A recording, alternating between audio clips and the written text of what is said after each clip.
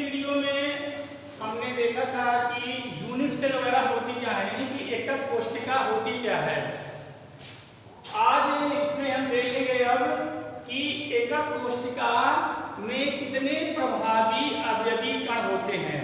तो यानी कि किसी भी क्रिस्टल जो एकक कोशिकाओं से मिलकर बना होता है, उन एकक कोशिकाओं में परमाणुओं, अणुओं या आयनों की गणना करना। तो यहाँ पर हम हेडिंग लगा देते हैं कि एकक कोशिका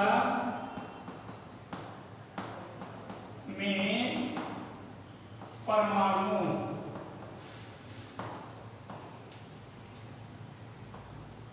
अवयवों की गणना करना।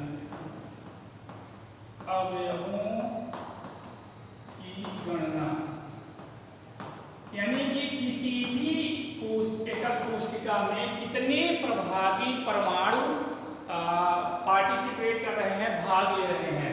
तो जैसे हमने देखा था कि एकक कोशिका जो है कितने प्रकार की होती है, हमने आपको बताया था कि ये मुख्यतः दो प्रकार की होती है। कितने प्रकार की होती है एकक कोशिका? दो प्रकार की होती है। पहला प्रकार हमने आपको बताया था आद्य एकक कोशिका। क्या बताया था? आद्य एकक कोशिका बताया था। और दूसरा हमने बताया था केंद्रीय। कौन सा बताया था? केंद्रीय एकक कोशिका। ठीक है। अब हमने फिर आपको बताया था कि इसको हमने फिर से 3 पार्ट में कर लिया था। कितने पार्ट में कर लिया था? 3 पार्ट में। अब 3 पार्ट इससे कौन कौन से हैं? तो जो इसका पहला पार्ट है, दूसरा पार्ट है और तीसरा पार्ट है, वो इस प्रकार है। इसको हम बोलते हैं अंतःकेंद्रित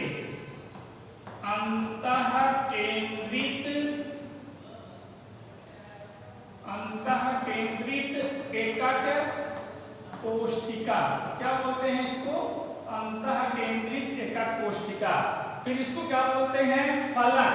क्या बोलते हैं दूसरे को? फलक केंद्रित एकक कोशिका।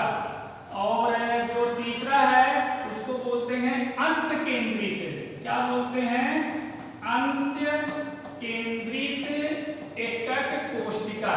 इस प्रकार से इसको इंग्लिश में आप कह सकते हैं बॉडी सेंटर BCC, इसको कहते हैं FCC और इसको कहते हैं ECC, end centred unit cell. ठीक है। तो अब हमें यहाँ पर जो सबसे हमने हेडिंग लगाया है, इंपॉर्टेंट चीज है कि इसमें अवयवों की गणना करना है। तो जैसे आद्य एकक कोशिका में आपको हमने बताया था कि आद्य एकक कोशिका में को सिंपल कैसे हम रिप्रेजेंट करते हैं, कैसे दिखाते हैं, प्रदर्शित कैसे करते हैं। तो आओ देखते हैं इसमें कि कैसे इनको हम प्रदर्शित करेंगे। तो यहाँ पर जो है, जो इसका ग्राफिकल रिप्रेजेंटेशन है आद्य एकक कोशिका का, इसमें देखिए हम क्या लेते हैं? आद्य घनी एकक कोशिका लेते हैं। क्या लेते हैं इसको? अब यहाँ पर हम थोड़ा सा मॉडिफाई करते हैं और इसको लिख देते हैं आद्य घनी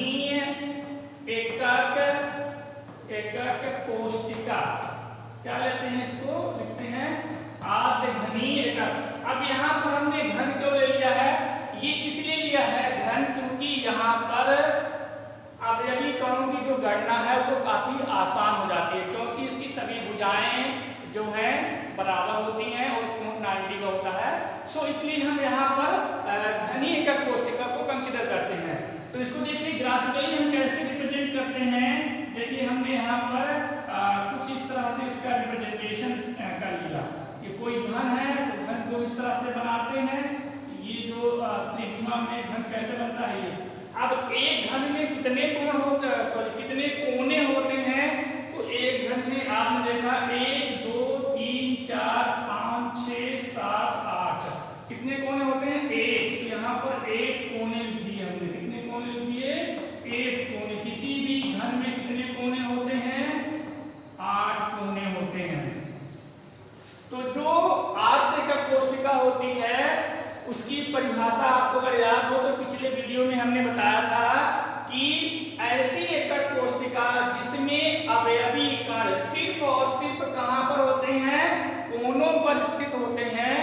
उसे आद्य घनी एकक कोष्ठिका कहते हैं। तो देखिए यहाँ पर ये कोनों पर हमने सभी अवयवी कणों को यहाँ पर प्रदर्शित कर दिया। ये जो गोला बनाया हमने, ये क्या बता रहे हैं यहाँ पर? अवयवों को। अब ये जो अवयव है ये परमाणु भी हो सकता है, अणु भी हो सकता है, आयन भी हो सकता है, तीनों में से कुछ भी हो सकता है। तो आप कंफ्यूज मत होइएगा कि क्या है यहाँ पर। ये अवयव का मतलब है यहाँ पर कि परमाणु, अणु या आयन। ठीक है, अब देखिए, अब इसको थोड़ा सा आपको इमेजिन करना पड़ेगा। आपको इसको समझने के लिए इमेजिन करना पड़ेगा।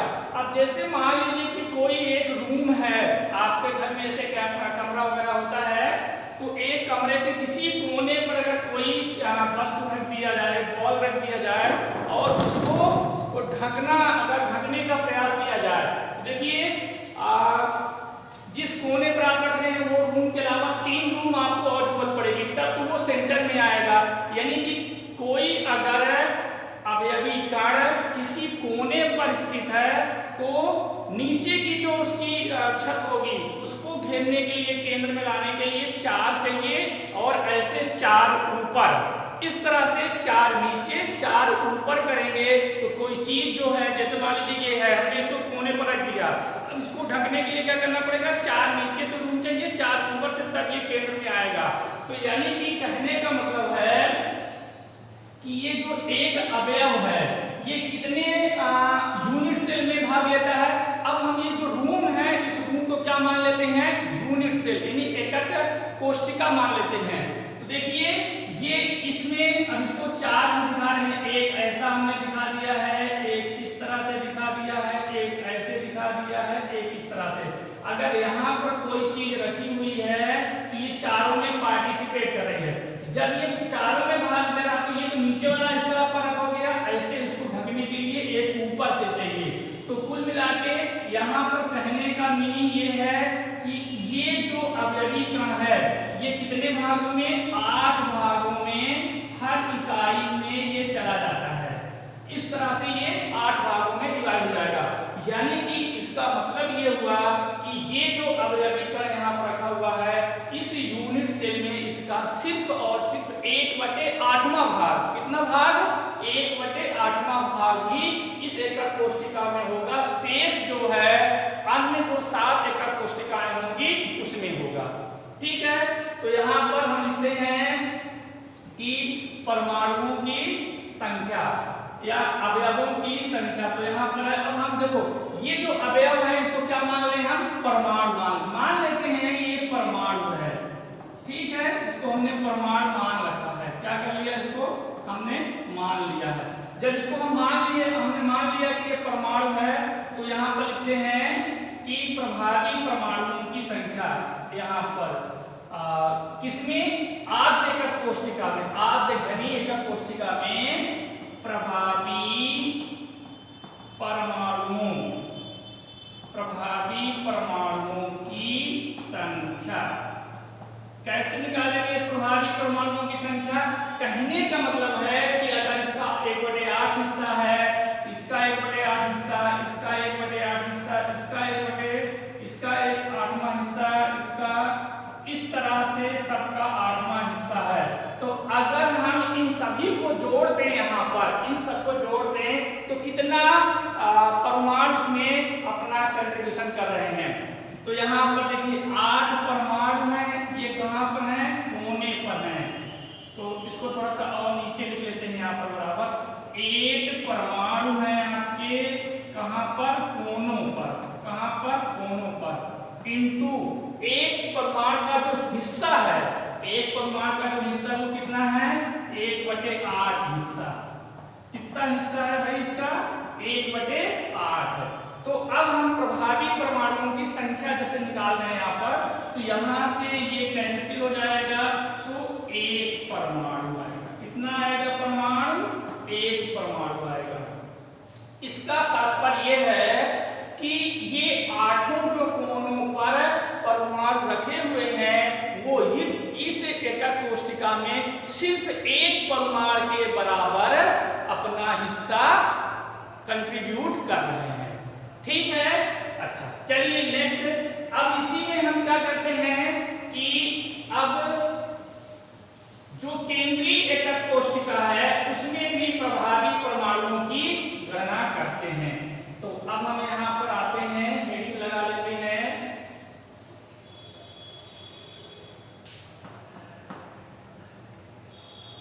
केंद्रीय एकक कोशिका। एकक कोशिका, तो जैसा आपको हमने बताया कि जो केंद्रीय एकक कोशिका होती है वो क्या होती है, 3 भागों में उसको फिर से हम विभाजित कर सकते हैं। अब जब 3 भागों में हम उसको विभाजित कर लेते हैं तो जो पहला है उसको हमने क्या बोला था, इसमें पहले को हमने क्या बोला था, बॉडी सेंटर्ड या बीसीसी। क्या बोला था हमने यहाँ पर, बॉडी सेंटर्ड या बीसीसी, या इसे कहते हैं अंतः केंद्रीय एकक कोशिका। अंतः केंद्रीय एकक कोशिका, ठीक है, हम इसको ऐसा कहते हैं। अब देखिए इसका जो ग्राफिकल, अब परिभाषा तो आप जानते हैं, परिभाषा आपको बताई गई है, अभी फिगर से मैं क्लियर भी कर दूंगा। तो जैसे हमने यहाँ पर ये एक फिगर ड्रा किया, यानी कि किस प्रकार से ये आपका बीसीसी फॉर्म होता है, तो यहाँ पर हमने इसको इस तरह से बना लिया है। ये हमने इसका इस तरह से क्या कर दिया, रिप्रेजेंटेशन कर दिया। अब इसकी परिभाषा हम यहाँ पर यूज करेंगे। परिभाषा क्या कहती है इसकी, कहती है कि सभी कोनों, जितने भी घन के कोने हैं, सभी कोनों के अतिरिक्त, सभी कोनों के अतिरिक्त अवयवीकरण कहाँ होता है, एक इसके बॉडी सेंटर में होता है। कहाँ पर होता है, बॉडी सेंटर में। इसको कुछ आप ऐसा इमेजिन करिए कि मान लीजिए कि ये रूम है, जिस रूम में आप बैठे हैं उस रूम में कितने कोने हो गए, 4 कोने ऊपर और 4 कोने नीचे हो गए। अब उन चारों कोनों के अलावा अगर किसी इस रूम के बीच में, इस रूम के बीच में एक अगर कोई अवयवीकरण हम रख दें तो वो क्या कहलाता है, उस प्रकार की संरचना अगर कोई ऐसा क्रिस्टल बना हुआ है तो वो कहलाता है बीसीसी। क्या कहलाता है, बीसीसी कहलाता है। अच्छा, अब यहाँ पर जैसे हमने रख दिया तो अब इसमें क्या करना है, फिर से प्रभावी परमाणुओं की संख्या, प्रभावी परमाणुओं की संख्या, प्रभावी परमाणुओं की संख्या हम कैसे कैलकुलेट करेंगे, फिर से वही कि देखिए 8 हैं, ये 8 हैं, 8 कोने हो गए यहाँ पर, और इन कोनों का हिस्सा कितना होता है, 1/8 होता है। कितना होता है, 1/8 प्लस, देखिए ये तो कोनों के लिए हमने कर लिया, और ये जो है देखिए इस यूनिट सेल के अगर ये केंद्र में होगा तो इसका मीनिंग ये है कि ये पूरा का पूरा जो अपना हिस्सा है सिर्फ इसी एकक कोशिका में रखेगा, ठीक है। तो यहाँ पर प्लस हो जाएगा ये 1 क्यों लिख दिया यहाँ पर भाई, क्योंकि ये जो परमाणु है वो क्या है, इसी यूनिट सेल में है, किसी अन्य यूनिट सेल में नहीं है। पूरा का पूरा इसका जो कंट्रीब्यूशन है एक ही यूनिट सेल में है, इसलिए 1। इसको आप सॉल्व करेंगे तो यहाँ पर 2 परमाणु आ जाएगा। कितना परमाणु आ जाएगा, 2। भाई एक यहाँ से मिल गया, एक ये मिल गया, तो प्रभावी परमाणुओं की संख्या कितनी हो गई, 2 हो गई। क्लियर हुआ ना ये, थोड़ा सा आप इसको इमेजिन करने का प्रयास करेंगे तो ये आपको और क्लियरिटी लाएगा, ठीक है। नेक्स्ट, अब यहाँ पर हम नेक्स्ट में ले रहे हैं एफसीसी। क्या ले रहे हैं, एफसीसी, फलक केंद्रित एकक कोशिका। क्या ले रहे हैं यहाँ पर, फलक केंद्रित एकक कोशिका, ठीक है।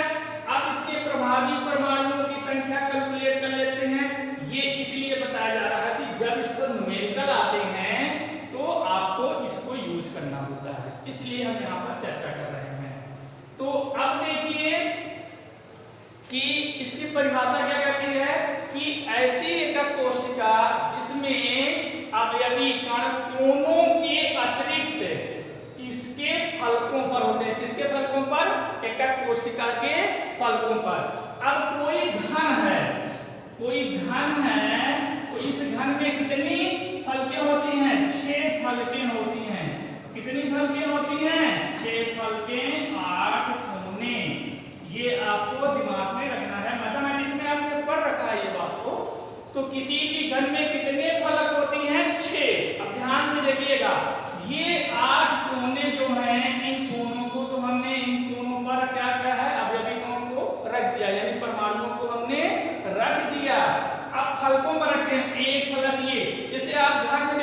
छत हो गई, एक फर्श हो गई, दो फलक, एक साइड वाली हो गई राइट साइड में, एक लेफ्ट साइड में हो गई, चार फलक, एक आपके सामने फ्रंट में हो गई और एक बैक में हो गई। तो इस तरह से आप अगर देखेंगे तो एक जो रूम है उसमें कितने फलक दिखाई देते हैं? 6। तो इस प्रकार से 6 फलक हैं। तो यहाँ ये हमने ऊपर रख दिया छत पर, छत में सटा के रख दिया, ठीक है। एक नीचे वाली फर्श पर, एक इस साइड में रख दिया राइट में, एक लेफ्ट में रख दिया। ये राइट हो गया, ये लेफ्ट हो गया। अच्छा ध्यान दीजिएगा, ये फ्रंट और बैक वाला है, थोड़ा सा उसको ध्यान से देखिएगा। एक जो है ये वाला हिस्सा, फिर से मैं इस पर पेन चला दे रहा हूँ, ये चाक से इसको हाईलाइटेड कर रहा हूँ। एक जो है आपका हिस्सा ये वाला है, तो ये एक हो गया फ्रंट और दूसरा ये वाला हो गया। तो इसका जो केंद्र होगा यहाँ पर हो गया और इस वाले का जो हो गया यहाँ पर हो गया। तो इस तरह से यानी कि ये बैक वाला हो गया, ये फ्रंट वाला हो गया। अब आप ध्यान से देखिएगा कि ये जो 8 कोने हैं, ये वाले 8 कोने हैं, ये तो कितना हिस्सा कंट्रीब्यूट करते हैं इस यूनिट सेल में? 1/8वां हिस्सा। अब फलक की बात करते हैं कि अगर कोई अवयवी कण फलक पर रखा हुआ है, कहाँ पर रखा हुआ है? फलक पर रखा हुआ है, तो उसका हिस्सा जो है किसी एक यूनिट सेल में कितना होगा? इसको समझने का थोड़ा प्रयास करिएगा। मान लीजिए ये दीवार है, ये दीवार है पूरा, इस दीवार में हमने होल करके और एक बड़ा सा बॉल रख दिया, होल करके क्या कर दिया? इसके सेंटर में रख दिया। तो आप देखेंगे कि इसका आधा हिस्सा इस यूनिट सेल में, आधा हिस्सा पीछे वाले यूनिट सेल में है। तो यानी कि कितना हिस्सा इस यूनिट सेल में आ रहा है? 1/2। तो यहाँ पर फिर से वही लिखते हैं कि प्रभावी परमाणुओं की संख्या। तो कैसे निकालेंगे? कोनों के हिसाब से लिखेंगे, संख्या बराबर 8 × 1/8 हिस्सा। 8 × 1/8 तो लिखा भाई, ये कोने वाले हैं ना, तो इन कोनों वालों के लिए तो हम ऐसा लिखते हैं कि 8 है और 1 का हिस्सा कितना है इसमें? 1/8वां प्लस फलक पर तो कितनी फलकें हैं? 6। तो 6 यहाँ पर लिख लेते हैं, फलक पर है और इनका हिस्सा कितना है? 1/2 हिस्सा। कितना हिस्सा भाई? 1/2 हिस्सा है। तो अब देखिए, इसको यहाँ से कैंसिल किया और इसको यहाँ से कैंसिल किया, तो ये टोटल कितना आ गया? 1 यहाँ से मिला प्लस 3 यहाँ से मिला, तो यहाँ पर कितना हो गया? 4 परमाणु। कितना आ गया? 4 परमाणु। यानी कि FCC में जो है प्रभावी परमाणुओं की जो संख्या होती है किसी एक यूनिट सेल में, वो कितना होती है? 4 परमाणुओं के बराबर होती है। टोटल कितने परमाणु थे यहाँ पर? 8 और 6, 14 जो है मिलके टोटल इस यूनिट सेल में 4 परमाणुओं के बराबर हिस्सा कंट्रीब्यूट कर रहे हैं। क्लियर हुआ ना? चलिए, तो इस तरह से आपका ये यहाँ पर समाप्त हुआ। जो ECC होता है उसमें भी आप कैलकुलेशन कर सकते हैं इसी प्रकार से, कोई बहुत कठिन बात नहीं है। ठीक है, तो अब यहाँ पर ये आपका फिनिश हो रहा है, इसको आप नोट कर लीजिए। और अब आगे हम इसको देख रहे हैं, आगे क्या देखेंगे यहाँ पर कि जो क्रिस्टल होते हैं उसमें निबिड़ संतुलन। तो आगे हेडिंग लगाते हैं यहाँ पर, क्रिस्टलों में निबिड़ संतुलन। यहाँ पर क्रिस्टलों में निबिड़ संतुलन, क्रिस्टलों में निबिड़ संतुलन। अब क्रिस्टल क्या होता है ये आप पहले सीख चुके हैं। एक बात यहाँ पर है कि निबिड़ संतुलन क्या है। तो जो परमाणु हैं उनको इस प्रकार से व्यवस्थित किया जाए, इस प्रकार से व्यवस्थित किया जाए कि उनके बीच में जो रिक्त स्थान है वो कम से कम हो। तो ऐसी जो संरचना प्राप्त होती है उसे क्या कहते हैं? निबिड़ संतुलन। तो यानी कि आप अगर यहाँ पर निबिड़ संतुलन की बात करते हैं तो क्या हो जाएगा? निबिड़ संकुलन? निबिड़ संकुलन क्या हो जाएगा? ऐसी व्यवस्था जिसमें अवयवों को इस तरह से व्यवस्थित किया जाए कि उनके बीच रिक्त स्थान या खाली स्थान कम से कम रहे। तो मैं थोड़ा सा 60 में इसकी परिभाषा लिख देता हूँ, बाकी आप नोट्स को पढ़िए, उसमें काफी अच्छे से एक्सप्लेन किया गया है। तो निबिड़ संकुलन में कहते हैं कि ऐसी व्यवस्था जिसमें अवयवी कणों के बीच स्थान कम से कम हो। तो यहाँ पर लिख देते हैं कि अवयवी कणों के बीच रिक्त स्थान कम से कम हो, रिक्त स्थान कम से कम हो, उस व्यवस्था को क्या कहते हैं? निबिड़ संकुलन। ठीक है। अब जो है कि किसी भी क्रिस्टल में जो निबिड़ संकुलन होता है वो त्रिविमीय रूप से 3 प्रकार का होता है। कितने प्रकार का होता है? 3। तो जो निबिड़ संकुलन है ये 3 प्रकार का होता है। कितने प्रकार का होता है भाई? 3 प्रकार का। किसके आधार पर हम कर रहे हैं? यहाँ पर जो त्रिविमीय आकृति है उसके आधार पर हम यहाँ बता रहे हैं। तो पहला क्या है? एक विमा में निबिड़ संकुलन। एक विमा में निबिड़ संकुलन। एक विमा में निबिड़ संकुलन हो गया। फिर यहाँ पर द्विविमा में निबिड़ संकुलन। क्लियर? फिर तीसरा हो जाएगा त्रिविमा में निबिड़ संकुलन। त्रिविमा में निबिड़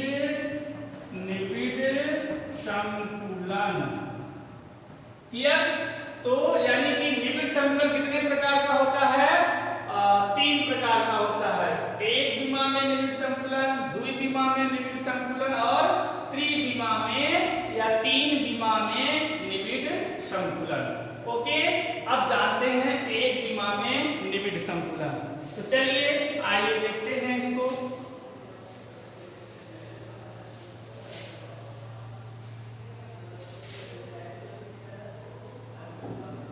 अब एक विमा में निबिड़ संकुलन को हम किस प्रकार से परिभाषित करेंगे? तो देखिए, अगर आप परिभाषा इसकी बनाना चाहते हैं तो काफी आसान है। देखो मैं ग्राफिकल रिप्रेजेंटेशन कर रहा हूँ, एग्जाम्पल लेके फिर इसकी परिभाषा आपको क्लियर कराता हूँ। देखिए यहाँ पर एक विमा में है, तो देखिए एक लाइन में हम रख रहे हैं यहाँ पर, ये इस तरह से हम इसको रखते जा रहे हैं।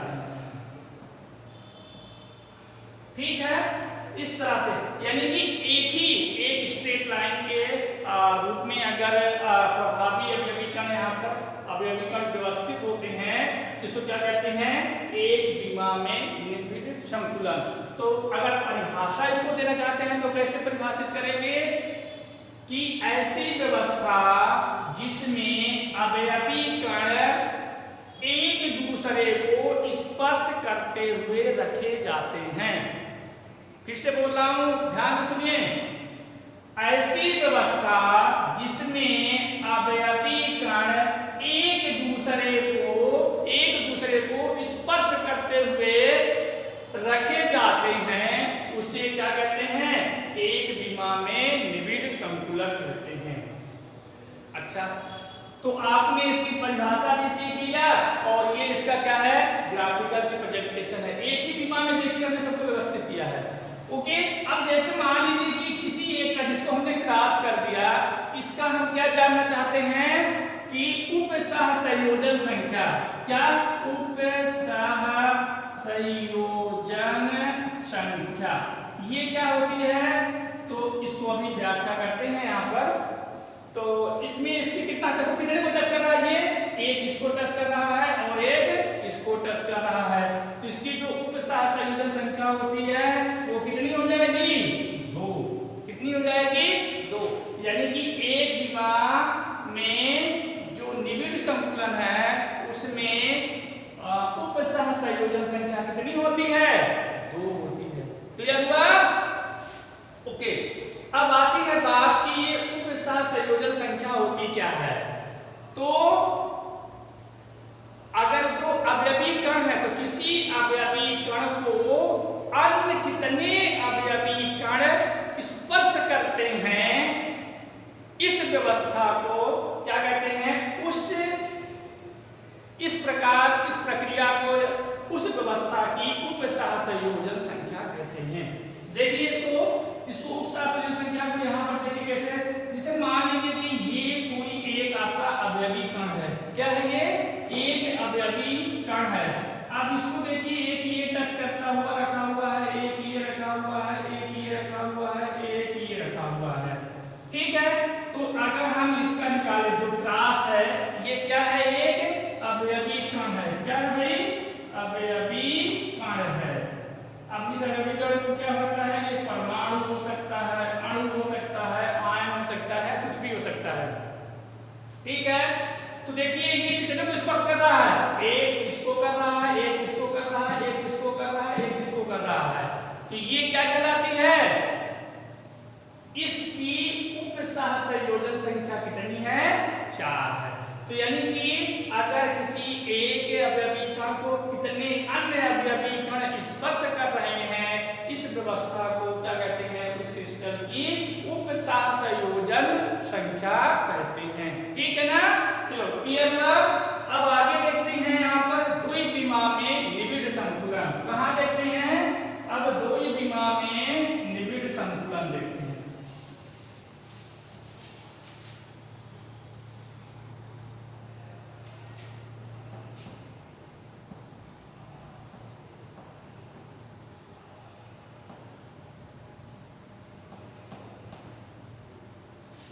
द्विविमा में निबिड़ संतुलन। द्विविमा में निबिड़ संतुलन। अब देखिए जो द्विविमा में निबिड़ संतुलन है, इसको दो प्रकार से प्राप्त किया जा सकता है या प्राप्त किया जाता है। इसको क्या है? इसको दो प्रकार से हम, यानी कि इसमें जो अवयवी कणों को व्यवस्थित करते हैं, वो दो तरीकों से हम कर सकते हैं। वो कौन कौन से तरीके हैं? तो आइए देखिए यहाँ पर वर्ग निबिड़ संतुलन, द्विविमा में वर्ग निबिड़ संतुलन। तो यहाँ पर द्विविमा में वर्ग निबिड़ संतुलन। ठीक है, और द्विविमा में यहाँ पर द्विविमा में खटकोणीय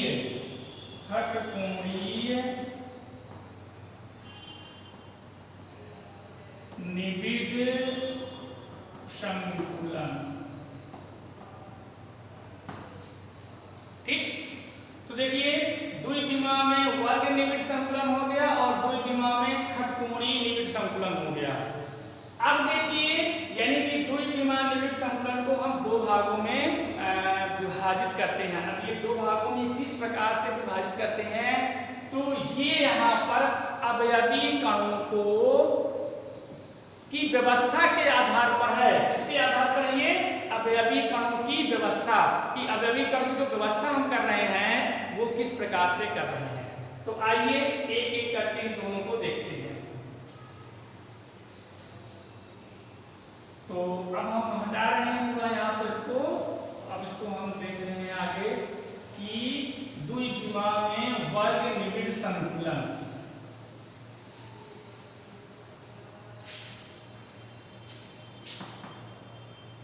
द्विविमा में वर्ग निबिड़ संतुलन।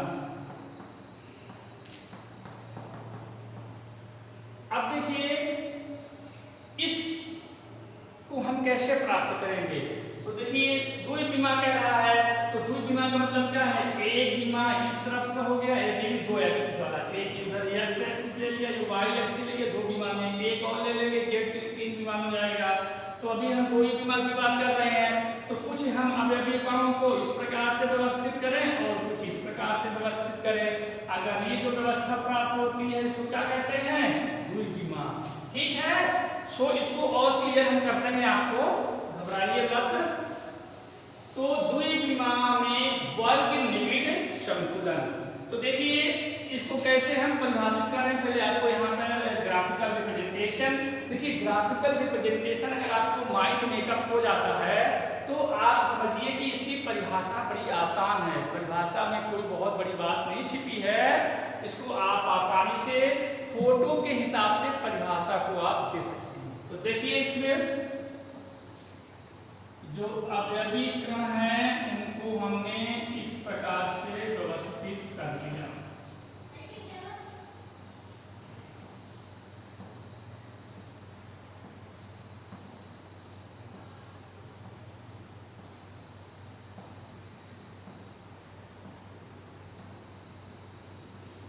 तो ये क्या हो गया, द्विविमा में वर्ग निबिड़ संकुलन।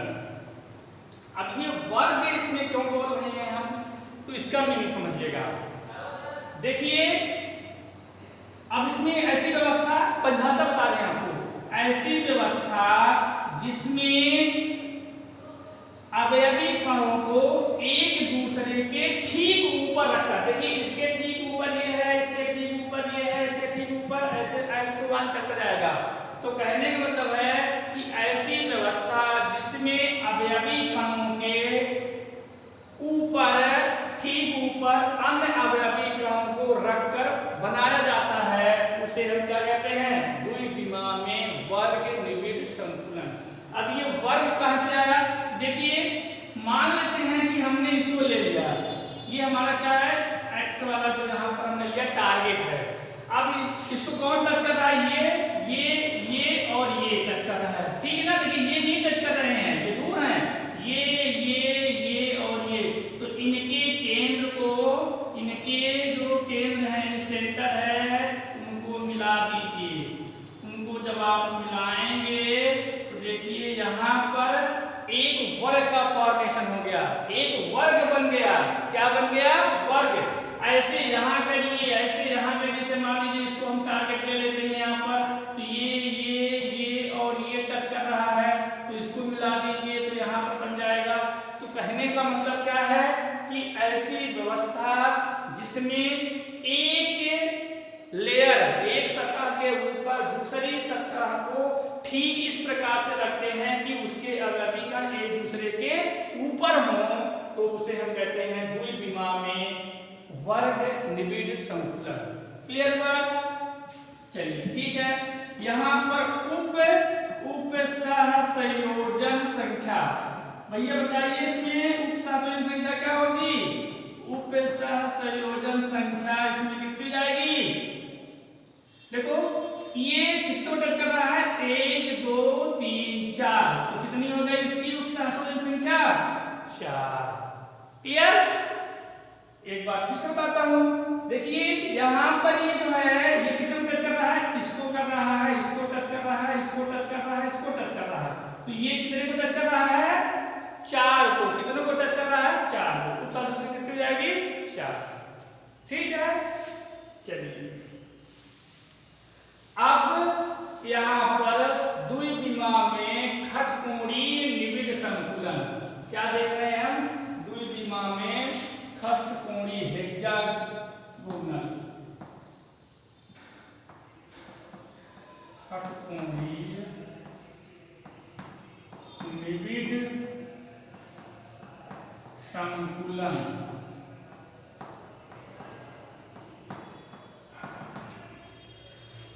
ठीक, अब देखिए द्विविमा में खटकोणीय निबिड़ संकुलन, फिर से इसका ग्राफिकल रिप्रेजेंटेशन कर रहे हैं। ग्राफिकल रिप्रेजेंटेशन करेंगे तो फिर से आपको क्लियर हो जाएगा। तो यहां पर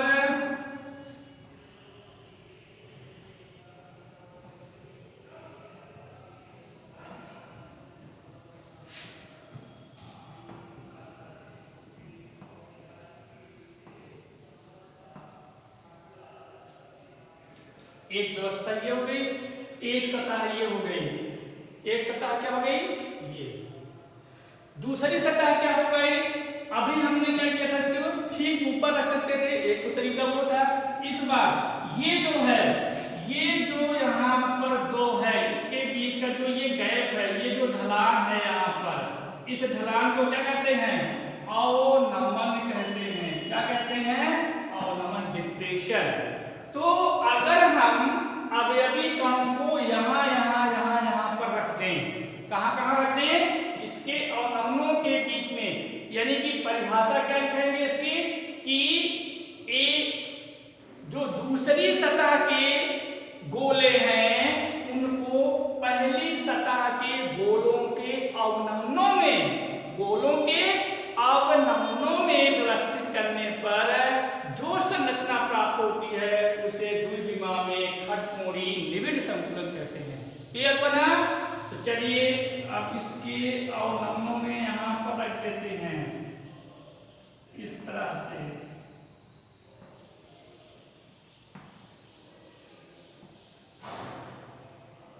फिर अब इसके अवनमन में इसको रख देते हैं तो एक व्यवस्था ये प्राप्त हो जाएगी।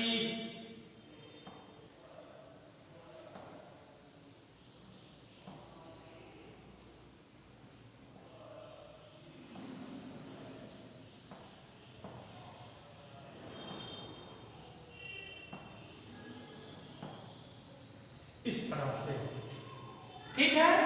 तो यहाँ पर देखिए ये सतह A है, A प्रकार की है, ये B प्रकार की है, ये A प्रकार की है, ऊपर रखेंगे तो ये B प्रकार की हो जाएगी। तो ये किस प्रकार की आपका पैटर्न प्राप्त हो रहा है?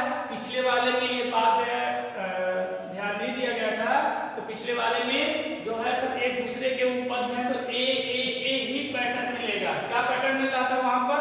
A प्रकार का पैटर्न मिल रहा था। यहाँ पर किस प्रकार का पैटर्न मिलेगा? AB। तो यहाँ पर आपका AB प्रकार का पैटर्न आपको मिलेगा। क्या मिलेगा? AB प्रकार का पैटर्न मिलेगा। तो इसको हम कह सकते हैं AB प्रकार की संरचना है। ठीक है। तो अब यहाँ पर देखते हैं कि प्रसाद संयोजन संख्या कैसे निकालेंगे। तो देखिए अगर मान लीजिए हम इसको ले रहे हैं, देखिए 1 2 3 4 5 6 लोग इसको टच कर रहे हैं, तो इनके सेंटर को सबको क्या करिए? ज्वाइन करिए। इस तरह से ज्वाइन करिए, ऐसे ज्वाइन करिए, इस तरह से, ऐसे, इस तरह से, इस तरह से। क्या बन गया? एक खटकोण बन गया। इसीलिए इसको क्या बोलते हैं? खटकोणीय निबिड़ संतुलन। क्लियर बना? तो इस तरह से आपका यहाँ पर इस व्यवस्था को हम इस तरह से व्यवस्थित करते हैं। तो एक बार इसकी परिभाषा फिर से देखिए। इसकी परिभाषा क्या आ जाएगी कि द्वितीय सतह के गोलों को प्रथम सतह के गोलों के ऊपर इस प्रकार से व्यवस्थित करते हैं कि ये उनके अवनमनों में व्यवस्थित हो जाए, तो जो संरचना प्राप्त होती है उसे खटकोणी निबिड़ संतुलन कहते हैं। ठीक है। इसमें उपसहसंयोजन संख्या, इसको क्या कहते हैं? CN number, coordination number equal to 6। क्या इसको 1 2 3 4 5 6 लोग टच कर रहे हैं तो 6 हो जाएगा। तो इस प्रकार से इसकी उपसहसंयोजन संख्या ये 6 हो जाएगी। ठीक है, आज यहीं तक पढ़ते हैं। नेक्स्ट वीडियो में हम पृथ्वी विमा में निबिड़ संतुलन को पढ़ेंगे। ओके, धन्यवाद।